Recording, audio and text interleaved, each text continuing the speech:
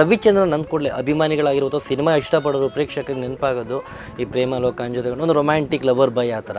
So ರವಿಚಂದ್ರನಲ್ಲೂ ಈ ರೀತಿಯ ಒಂದು ಥಾಟ್ ಇದೆ. ಅದು ನೀವು ರವಿಚಂದ್ರನ್ ನೀವು ಬರೀ ಪಟ್ಟಂತ ಒಂದು ಕಮರ್ಷಿಯಲಾಗಿ ಯೋಚನೆ ಮಾಡ್ತಿರೋದಲ್ಲಿ ನೋಡೋದು. ಬಟ್ ಜನಗಳಲ್ಲಿ ರವಿಚಂದ್ರನಲ್ಲಿ ಕಾಣಿಸೋದು ಅದಲ್ಲ, ನೀವು ಅಂದ್ಕೊಂಡಿರ್ತಾರಲ್ಲ. ರವಿಚಂದ್ರನ್ ಅಂದ ತಕ್ಷಣ ಅವ್ರು ಕಾಣಿಸೋದು ಒಬ್ಬ ಜವಾಬ್ದಾರಿಯುಳ್ಳ ಪರ್ಸನಾಲಿಟಿ ಕಾಣಿಸೋದು ಅವನಿಗೆ. ರವಿಚಂದ್ರನ್ ಸಿನಿಮಾ ಚೆನ್ನಾಗಿ ಮಾಡ್ತಾನೆ ಅನ್ನೋದು ಕಾಣಿಸುತ್ತೆ ಅವನಿಗೆ. ನಿರ್ದೇಶಕರಾದ ಹೌದು. ರವಿಚಂದ್ರನ್ ಜವಾಬ್ದಾರಿ ಇದೆ ಸಿನಿಮಾ ಮಾಡೋದಕ್ಕೆ ಅಂತ ಆಸೆಪಟ್ಟು ನೋಡ್ತಾನೆ. ನೀನು ರೊಮ್ಯಾಂಟಿಕ್ಕಾಗೆ ಮಾಡ್ತೀಯಾ, ಹೀರೋಯಿನ್ ತಪ್ಕೊಂಡೆ ಸಿನಿಮಾ ಮಾಡ್ತೀಯ ಅಂತ ಯಾವತ್ತೂ ಬಂದಿಲ್ಲ ಅವನು. ಅದರಲ್ಲಿ ಅದೊಂದು ಭಾಗ ಅದಷ್ಟೇ ಅದು. ಬಟ್ ನೀವುಗಳು ಆ ಭಾಗನ ತುಂಬ ಜಾಸ್ತಿ ಪ್ರಾಮುಖ್ಯತೆ ಕೊಟ್ಕೊಂಡು ಮಾತಾಡ್ತಿರ್ತೀರ. ಅದಲ್ಲ ಅದು. ಯಾವುದೇ ಆಗಲಿ ಒಂದು ಟರ್ನ್ ತೊಗೊಂಡು ಬಂದಿರೋ ಸಿನಿಮಾಗಳು. ಸಿಪಾಯಿಲ್ ಏನಿದೆ ನಿಮಗೆ, ಪುಟ್ನಂಜಲ್ ಎಲ್ಲಿದೆ ನಿಮಗೆ? ಪುಟ್ನಂಜಲ್ ಉಮಾಶಿ ನೋಡ್ರ ಮೀನಾನ್ ನೋಡ್ರ ಸಿನಿಮಾದಲ್ಲಿ? ಸಿಪಾಯಿಲ್ ಏನು ನೋಡ್ರು ಸಿನಿಮಾ ಸಿಪಾಯಿಲ್ ಏನಿದೆ, ಏಕಾಂಗಿಲ್ ಏನಿದೆ ನಿಮ್ಮ ಸಿನಿಮಾದಲ್ಲಿ? ಎಲ್ಲ ಯಾವ ಕಥೆ ತೊಗೊಳ್ತೀವೋ, ಪ್ರೇಮ್ ಲೋಕ ತೊಗೊಂಡಾಗ ಅದು ಪ್ರೇಮ್ ಲೋಕ ಥರನೇ ಮಾಡಬೇಕು. ಅದು ಟೈಟ್ಲ್ ಇಟ್ಟ ಮೇಲೆ ರಣಧೀರ ತೊಗೊಂಡ್ರೆ ರಣಧೀರ ಥರ ಮಾಡ್ಬೇಕು. ಅದಕ್ಕೆ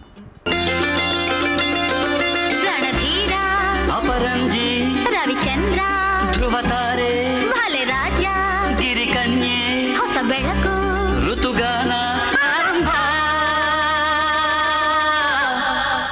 ಒಂದಾನೊಂದು ಕಾಲದಲ್ಲಿ ಆರಂಭ, ಹೂವು ಮುಳ್ಳು ಪ್ರೀತಿ ಬೆಸುಗೆ ಆರಂಭ.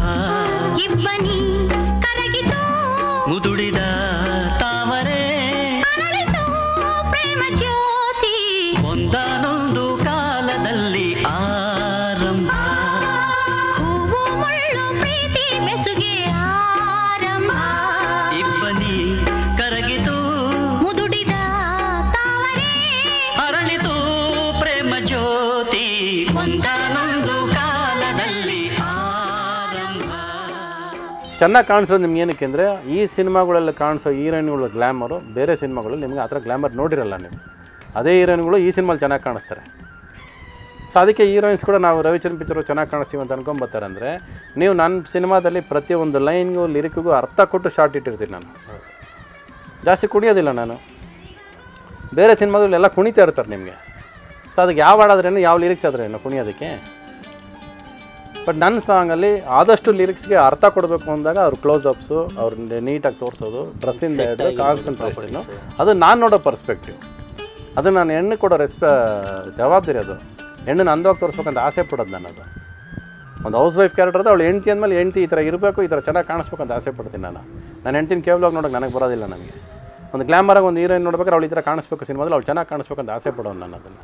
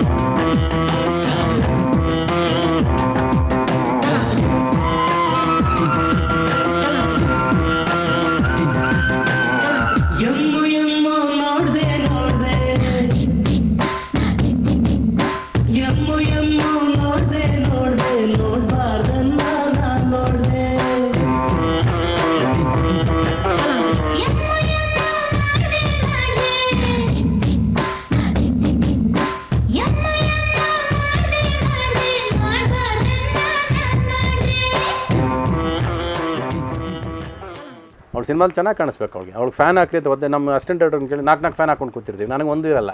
ಹೀರೋನ್ಸ್ ಏರ್ ಸಲ ಆಡಲಿ, ಅವ್ರು ಚೆನ್ನಾಗಿ ಕಾಣಿಸ್ಬೇಕು screen. Because that is the role, that is a ಪಾತ್ರ ಅದು. ಅದೇ ನೀವೊಂದು ಕಸ ಗುಡ್ಸೋ ಕ್ಯಾರೆಕ್ಟರ್ ಇಟ್ಟು ಅವ್ಳು ಫ್ಯಾನ್ ಹಾಕೊಂಡು ಕೂತಿರ್ತೀರಾ? ಇಲ್ಲ.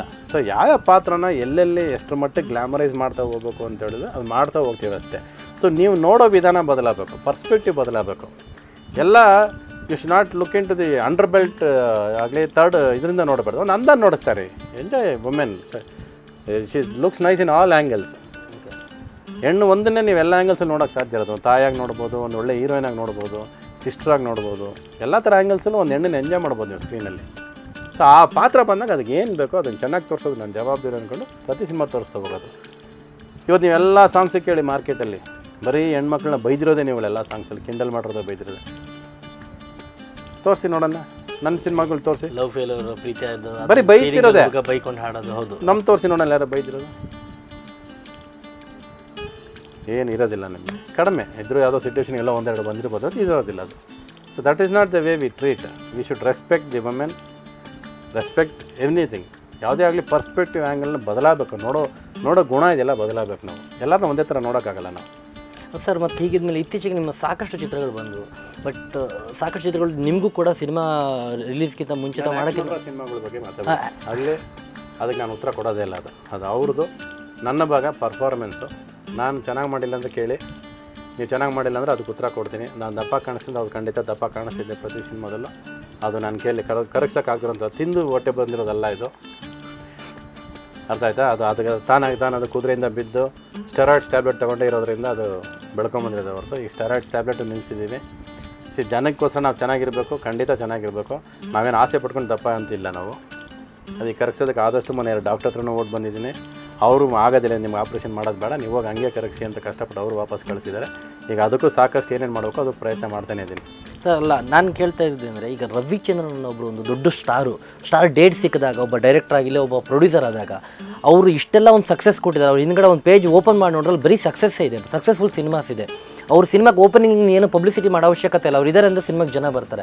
ಹಾಗಿದ್ಮೇಲೆ ಏನಕ್ಕೆ ಕರೆಕ್ಟಾಗಿ ಉಪಯೋಗಿಸ್ಕೊಂತ ಇಲ್ಲ ಅವರು? ಈ ಕೈ ಇಟ್ಕೊಂಡು ಪ್ರತಿಯೊಬ್ಬರಿಗೆ ಹೇಳ್ಕೊಡೋಕ್ಕಾಗಲ್ಲ, ಕೈ ಇಟ್ಕೊಂಡು ಪ್ರತಿಯೊಬ್ಬರಿಗೂ ಡೈರೆಕ್ಷನ್ ಮಾಡ್ಸೋಕ್ಕಾಗಲ್ಲ, ಡೈಲಾಗ್ ಪ್ರತಿ ಸೀಟು ನಾವು ತೆಗೆದು ಕೂತ್ಕೊಂಡು ತಿದ್ದಕ್ಕಾಗೋದಿಲ್ಲ, ಸಾಂಗ್ಸ್ ಪ್ರತಿ ಸರಿ ನಾನೇ ಮಾಡ್ಕೊಡ್ತೀನಿ ಬನ್ರಿ ಅಂತ ಹೇಳೋಕ್ಕಾಗಲ್ಲ. ಈಗ ನನ್ನ ಹತ್ರ ಸಾಂಗ್ಸ್ ಮಾಡೋಂಥ ಇವತ್ತು ಜನ ಕೇಳೋದು ಕಡಿಮೆ. ನನ್ನ ಸಾಂಗ್ಸ್ ಏಕಾಂಗಿ ಸಿನಿಮಾದಲ್ಲೇ ಒಂದೇ ಒಂದು ಫ್ಲಾಪ್ ತೋರಿಸಿ, ನಂದು ಮ್ಯೂಸಿಕಲ್ಲಾಗಿ ತೋರಿಸಿ, ಒಂದು ಫ್ಲಾಪ್ ತೋರಿಸಿ. ನಾನು ಒಂದು ಸರಿ ಸಕ್ಸಸ್ ಅಂತ ಮೆಟ್ಲು ಮುಟ್ಟಿದ ಮೇಲೆ musically okay, first 5 years bad phase ಬಂದು, ಅದಾದಮೇಲೆ ತೆಗೀರಿ ಆಡಿಯೋ ಕಂಪನಿಗಳು ಕೇಳಿ ಯಾವ ಸಾಂಗ್ ಸಕ್ಸಸ್ ಅಂತ, ಯಾವುದೋ ಒಂದು ಫೇಲ್ಯೂರ್ ತೋರಿಸಿ ನಂದು. ಆದರೂ ನಾನು ಮ್ಯೂಸಿಕ್ ಮಾಡಿಸೋದಕ್ಕೆ ಅವ್ರಿಗೆ ಏನಕ್ಕೆ ಅಂದರೆ, ನಾನು ಖರ್ಚು ಕಡೆ ಜಾಸ್ತಿ ಮಾಡ್ತೀನಿ, ನಾನು ಇಷ್ಟ ಬಂದಂಗೆ ಮಾಡ್ತೀನಿ. ಆಮೇಲೆ ನಾನು ಸಾಂಗ್ಸ್ ಮಾಡಿದ್ರೆ ನಾನೇ ಪಿಕ್ಚರೈಸ್ ಮಾಡಬೇಕು ಅಂತೀನಿ. ಯಾಕಂದರೆ ಒಂದು ಸಾಂಗ್ ಬರೀ ಒಂದು ರೆಕಾರ್ಡಿಂಗಲ್ಲಿ ಮುಗ್ದೋಗಲ್ಲ, ಅದು ರೆಕಾರ್ಡಿಂಗ್ ಮಾಡಬೇಕು, ಅದಕ್ಕೆ ತಕ್ಕಾಗಿ ಲಿರಿಕ್ಸ್ ಕೂರಿಸ್ಬೇಕು, ಅದಕ್ಕೆ ತಕ್ಕಾಗಿ ಪಿಕ್ಚರೈಸ್ ಮಾಡಬೇಕು. ಸೊ ರವಿಚಂದ್ರನ್ ಸಾಂಗ್ ಚೆನ್ನಾಗಿ ತೆಗಿತಾನೆ ಅಂತ ನಿಮಗಲ್ಲ, ಇಡೀ ಪ್ರಪಂಚಕ್ಕೆ ಗೊತ್ತಾ? ಇವನ್ ಇವತ್ತಿಗೂ ಪ್ರಭುದೇವ ಮೂಗೂರು ಸುಂದರಂ ಸಿಕ್ಕರೆ ನನಗೆ ಹೇಳಿದ ಒಂದೇ ಮಾತೇನೆಂದರೆ, ಟಿ ವಿಯಲ್ಲಿ ಯಾರ್ದು ಬರ್ದಿರಲಿ ಸರ್, ನಿನ್ನ ಸಾಂಗ್ ಬಂದರೆ ಹಾಕೊಂಡು ಕೂತಿರ್ತೀನಿ ಸರ್, ಫುಲ್ ಸಾಂಗ್ ನೋಡೇ ಸರ್ ಎದ್ದೋಗೋದು. ಏನಾದರೂ ಒಂದು ಮಾಡಿರ್ತೀರ ಸರ್ ಸಾಂಗಲ್ಲಿ, ನೀವು ಡ್ಯಾನ್ಸ್ ಮಾಡಲ್ಲ, ಕುಣಿಯಲ್ಲ, ಬಟ್ ಆದರೂ ನಿಮ್ಮ ಸಾಂಗ್ಸ್ ನೋಡ್ತಿರ್ಬೇಕು, ಹಂಗೆ ಕೂತಿರ್ತೀವಿ ಸರ್. ಎನಿಥಿಂಗ್ ಸಮಥಿಂಗ್ ಏನೋ ಒಂದು ಗಿಮಿಕ್ ಪ್ಲೇ ಮಾಡ್ತಾನೆ ಇರ್ತೀರ ಅಂತ ಇವತ್ತಿಗೂ ಪ್ರತಿಯೊಬ್ಬರು ಎಲ್ಲಿ ಹೋದ್ರೂ ಗುರುತಿಸ್ತಾರೆ. ದಹನ ದಹನ ನನ್ನ ತನು ದಹನ, ಭಗ್ನ ಭಗ್ನ ದಿನ ಸುಖ ಶಯನ, ದಹನ ದಹನ ತನು ಮನ ದಹನ, ಬೇಗ ಹೇಳು ಒಂದು ಉಪಶಮನ. ಭಗ ಬಿಸಿಯೇರದೆ ಧಗ ಉರಿ ಕಾಡದೆ ಕೊನೆಯಾಗದೆ ಯಮಯಾತನೆ, ದಹನ ದಹನ ನನ್ನ ತನು ದಹನ, ಭಗ್ನ ಭಗ್ನ ದಿನ ಸುಖ ಶಯನ, ದಹನ ದಹನ ತನು ಮನ ದಹನ, ಜಪಿಸು ಹೇಳಿ ಕೊಟ್ಟ ಉಪಶಮನ. ಆದರೆ ಇಲ್ಲಿ ಬರೋರು ಒಬ್ಬರು ನಿಮ್ಮನ್ನು ಪಿಕ್ಚರೈಸ್ ಮಾಡೋಂತ ಕೇಳೋದಿಲ್ವಲ್ಲ, ಅವ್ರು ಪಿಕ್ಚರ್ಗಳು ಮಾಡಿದಾಗ ನೀವು ಮಾಡಿಕೊಡಿ ಅಂತ ಹೇಳೋದಿಲ್ವಲ್ಲ, ಯಾಕೆ? ಅವ್ರಿಗೆ ಬೇಡ ಅದು, ಅವ್ರಿಗೆ ನಾವೇ ಮಾಡಿ ತೋರಿಸ್ತೀವಿ ಅಂತ ಬರ್ತಾರೆ. ಸರ್ ಮಾಡಿ ತೋರಿಸಿ, ನಾನಿಲ್ಲ ನಾನೇ ಮಾಡಿ ತೋರಿಸಿ ಅಂತ ಹೆಂಗೆ ಹೇಳೋಕ್ಕಾಗತ್ತೆ ನಾವು? ಸರ್ ಮಾಡಿ, ನೀವೇ ಮಾಡಿ, ಏನು ಮಾಡ್ತಾರೆ ಮಾಡಿ. ನಾವು ಅದೇ ಥರ ಹೋಗ್ತೀವಿ. ಇವಾಗ ಸ್ಟೂಡೆಂಟ್ ಥರ ಇವಾಗ ನಿಮಗೆ ರವಿಚಂದ್ರನ್ ಇಂಟರ್ವ್ಯೂ ಮಾಡಿದ ತಕ್ಷಣ ನೀವು ಬೇರೆ ಒಂದು ಮಾಡೋಕ್ಕಾಗತ್ತೆ ನಿಮ್ಮ ಆಫೀಸಲ್ಲಿ? ಅಷ್ಟೇ. ಬಟ್ ಆದರೆ ನಿಮಗೆಲ್ಲ ಒಂದು ಕಡೆ ಅನ್ಸಲ್ಲ, ಪ್ರತಿ ದಿವಸ ನೋವಾಗ್ತಾನೆ ಇರುತ್ತೆ, ಏನು ಮಾಡೋಕ್ಕಾಗುತ್ತೆ? You are paid. ಇವಾಗ ಅಂಡರ್ಸ್ಟ್ಯಾಂಡಿಂಗ್ ಒಬ್ಬರು ಟ್ಯಾಲೆಂಟ್ನ ರೆಕಗ್ನೈಸ್ ಮಾಡಿ, ಅವ್ರ ವ್ಯಾಲ್ಯೂನ ರೆಕಗ್ನೈಸ್ ಮಾಡಿ, ಹೆಗಲ ಮೇಲೆ ಕೈ ಹಾಕ್ಕೊಂಡು, ಜೊತೆಲಿ ಕೈ ಇಟ್ಕೊಂಡು, ನಮಗಿಂತ ಸೀನಿಯರ್ ಇವ್ರ ಜೊತೆಲಿ ಇಟ್ಕೊಂಡು ಅವ್ರು ಹೇಳ್ದಂಗೆ ಕೇಳ್ಕೊಂಡು ಮಾಡ್ಕೊಂಡು ಹೋಗೋಣ. ಅಟ್ಲೀಸ್ಟ್ ನಾವು ಅಂದ್ಕೊಳ್ತಿರೋಷ್ಟು ಅಟ್ಲೀಸ್ಟ್ ಒಂದು ದಾರಿ ಸರಿ ಇರುತ್ತೆ ಅಂದ್ಕೊಳ್ಳೋದು. ಎಷ್ಟು ಜನ ಅನ್ಕೋತಾರೆ ಅವ್ರಿಗೆ ಮಾತ್ರ ನೀವು ದಾರಿ ಕೊಡೋಕ್ಕೆ ಸಾಧ್ಯ. ನೀನು ಅಲ್ಲೆಲ್ಲ ಹೋಗ್ತೀನಿ ಕರೆದು ಬರ ಹಂಗೆ ಹೋಗ್ಬೇಡ ಸರಿ ಇಲ್ಲ ಅಂತ ಹಿಂಗೆ ಕರ್ಕೊಂಡು ನಾನು ಹೋಗೋಕ್ಕಾಗಲ್ಲ. ಸೊ ಅದು ಅವ್ರಿಗೆ ಗೊತ್ತಾಗಬೇಕು. ಅವ್ರಿಗೆ ಯಾವಾಗ ಗೊತ್ತಾಗುತ್ತೆ? ಪ್ರತಿ ಸಿನಿಮಾ ಫ್ಲಾಪ್ ಆದಾಗಲೂ ಅವ್ನು ರವಿ ಅವತ್ತು ಹೇಳಿದ್ದು ಕರೆಕ್ಟು, ರವಿಚಂದ್ರನ್ ಅವತ್ತು ಹೇಳಿದ್ದು ಕರೆಕ್ಟ್ ಅಂತ ಇವತ್ತು ಹೇಳ್ತಿರ್ತಾರೆ ಎಲ್ಲರೂ. ನಿಮ್ಮ ಪ್ರಯೋಜನ ಏನು ಬಂತು? ಪ್ರತಿ ಸಿನಿಮಾ ಶುರುವಲ್ಲಿ ಅದರ ಜಾತಕನ ಬಿಡಿಸೋದು ನಾನು ಒಬ್ಬನೇ ಪ್ರೊಡ್ಯೂಸರ್ಗೆ. ಯಾವ ಸಿನಿಮಾನೂ ನನಗೆ ಗೊತ್ತಿಲ್ಲದೆ ಬಂದು ಸಕ್ಸಸ್ ಆಗೋಯ್ತು, ಗೊತ್ತಿಲ್ಲದೆ ಫೇಲ್ಯೂರ್ ಆಗುತ್ತೆ ಅಂದ್ಕೊಂಬಿಡಿ. ಪ್ರತಿ ಸಿನಿಮಾನೂ ಗೊತ್ತು, ಪ್ರತಿ ಸಿನಿಮಾ ಜಾತಕನೂ ಪ್ರೊಡ್ಯೂಸರ್ಗೆ ಹೇಳಿರೋದೇ ನಾನು. ಬಿಗಿನಿಂಗಲ್ಲೇ ಹೇಳಿರ್ತೀನಿ, ಶುರು ಆಗೋದು ದಿವಸನೇ ಹೇಳಿರ್ತೀನಿ, 3 ದಿವಸನೇ ಸಿನಿಮಾ ಸ್ಟಾರ್ಟ್ ಆಗಿರೋ ದಿವಸನೇ ಹೇಳಿರ್ತೀನಿ. ನೀವು ಅಂದ್ಕೊಂಡಂಗೆ ಆಗ್ತಿಲ್ಲ, ನೋಡ್ಕೊಳ್ಳಿ ಅಂತ ಹೇಳ್ತೇನೆ. ಬಟ್ ಅವ್ರು ಹಂಗೆ ಮಾಡ್ಬೇಕಾದ್ರೆ ನಾವು ಏನು ಮಾಡೋಕ್ಕೆ ಅದಕ್ಕೆ ಸಪೋರ್ಟ್ ಮಾಡ್ಕೊಂಡು ಹೋಗಲೇಬೇಕು ನಾವು. ಯಾಕಂದರೆ ಮನೆ ಕಟ್ಟಕ್ಕೆ ಶುರು ಮಾಡಿಬಿಟ್ರು ಅವರು. ಇನ್ನು ನಾವು ಅದಕ್ಕೆ ಸುಮ್ಮನೆ ಸರಿ ಇಲ್ಲ ಅಂತ ಹೇಳೋಕ್ಕಾಗೋದಿಲ್ಲ, ಸರಿ ಇಲ್ಲ ಹಿಂಗೆ ಮಾಡ್ಕೊಳ್ಳಿ ಅಂತ ಹೇಳಿದ್ರೆ ಅವ್ರಿಗೂ ಅದು ಇಷ್ಟ ಆಗೋದಿಲ್ಲ. ಸರಿ ಎಷ್ಟು ಒಳ್ಳೇದಾಗುತ್ತೋ ಅವ್ರ ಮನಸ್ಸಲ್ಲಿ ಚೆನ್ನಾಗಿದೆ ಅಂತ ಅನಿಸ್ತಿರ್ಬೇಕು, ನಾವು ಹೆಂಗೆ ಬೇಡ ಅಂತ ಹೇಳೋಕ್ಕಾಗುತ್ತೆ ಸರ್. ಆ ಥರ ಕೆಲವು ಸಿನಿಮಾಗಳು ಇಟ್ಟು ಆಗಿರೋದು ಉಂಟು ನಮ್ಮ ಹತ್ರ. ನಾವು ಚೆನ್ನಾಗಿಲ್ಲ ಅಂದ್ಕೊಳ್ಬೋದು ಕೆಲವು ಇಟ್ಟು. ಸೊ ಅದು ಆ ಥರ ಆಗ್ಬೋದೇನೋ. ಸೊ ಆ ಥರ ಇದ್ದರೆ ನಾವ್ಯಾಕೆ ಸುಮ್ಮನೆ ಅವ್ರನ್ನ ನಿಷ್ಠೂರ ಮಾಡ್ಕೋಬೇಕು? ಅವ್ರು ಇಷ್ಟಂಗೆ ಅವರು ಸಿನಿಮಾ ಮಾಡ್ಕೊಂಡು ಹೋಗಲಿ. ಬಟ್ ಈ ಥರ ಆಗೋದ್ರಿಂದ ಕೆಲವೊಂದು ಕಡೆ ಅಭಿಮಾನಿಗಳಿಗೆ ನಿರಾಸೆ ಆಗಿ ಕೊನೆಗೊಂದಿನ ನಿಮ್ಮ ಮೇಲೆ ನಂಬಿಕೆ ಅಭಿಮಾನಿಗಳಿಗೆ ಈಗಲ್ಲ, ತುಂಬ ದಿವಸದಿಂದನೇ ಎರಡಂತೂ ಗೊತ್ತು. ರವಿಚಂದ್ರನ್ಗೆ ಎರಡು ಮುಖ. ರವಿಚಂದ್ರನ್ ಡೈರೆಕ್ಟ್ ಮಾಡಿಸುವಂಥ ಸಿನಿಮಾ ಮಾಡಿದಾಗ ಕೊಡೋ ಬೆಲೆನೇ ಬೇರೆ, ಬೇರೆ ಮಾಡಿದಾಗಲೇ ಬೇರೆ. ಬೇರೆ ಸಿನಿಮಾಗಳು ಮಾಡೋದು ಇಂಡಸ್ಟ್ರಿಗೆ ನಾನು ಯಾವತ್ತೂ ನಿಮ್ಮ ಜೊತೆ ಇದ್ದೀನಿ ಅಂತ ಹೇಳೋದಕ್ಕೆ ನಾನು ಜೊತೆಲೂ ಇರ್ತೀನಿ. ಎರಡನೇದು ನನಗೆ ದುಡ್ಡು ಬೇಕು, ನಾನು ಬೇರೆ ಸಿನಿಮಾಗಳು ಮಾಡ್ತೀನಿ. I love you.